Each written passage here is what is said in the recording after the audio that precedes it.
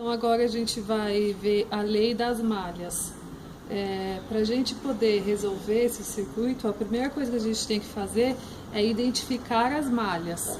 Aqui eu coloquei que essa é a malha 1, que é essa daqui, e essa que é a malha 2, que é essa daqui. Em seguida, nós temos que definir o sentido das correntes, I1 e I2. Então aqui eu coloquei que I1 está no sentido horário, tá? Ela está fazendo isso aqui. E 2 também está no sentido horário. Em seguida, a gente vai equacionar as malhas, tá?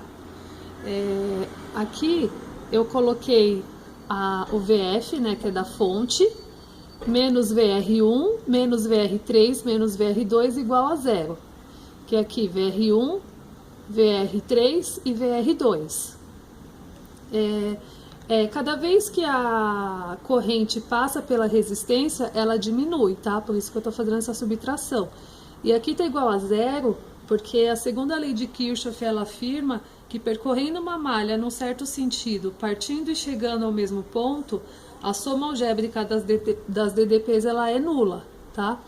E então, a partir daí, a gente, para achar a tensão, a gente aplica a lei de Ohm, que é V igual a R vezes I, e aí começa a resolver. Então, a fonte menos R1 vezes I1, R1 que vale 1, como está aqui em cima, menos R3 vezes I1 menos I2, R3 que está aqui que vale 3, I1 menos I2, porque as correntes aqui, elas estão em sentidos opostos, tá?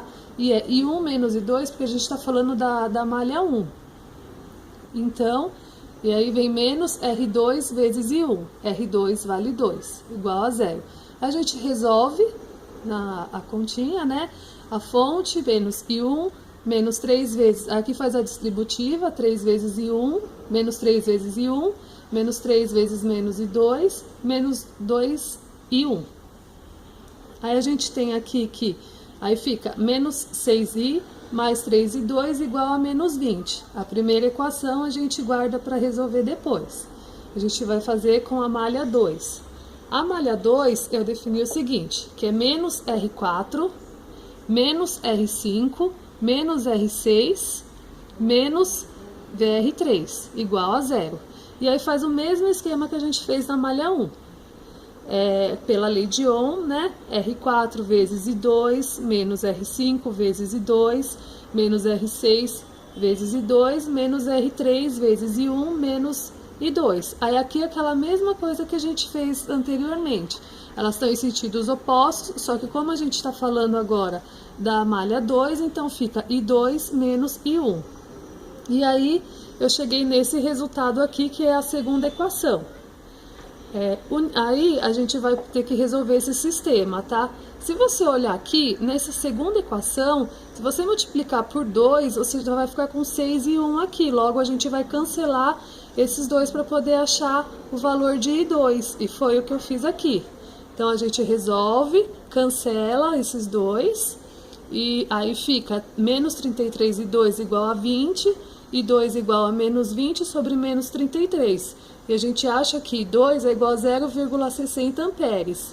Ou seja, a corrente que circula aqui em I2, ela é de 0,60 amperes. E agora que a gente achou o valor de 2, a gente já pode aplicar para encontrar o valor de I1, porque aí a gente fica só com uma incógnita. E foi o que eu fiz aqui.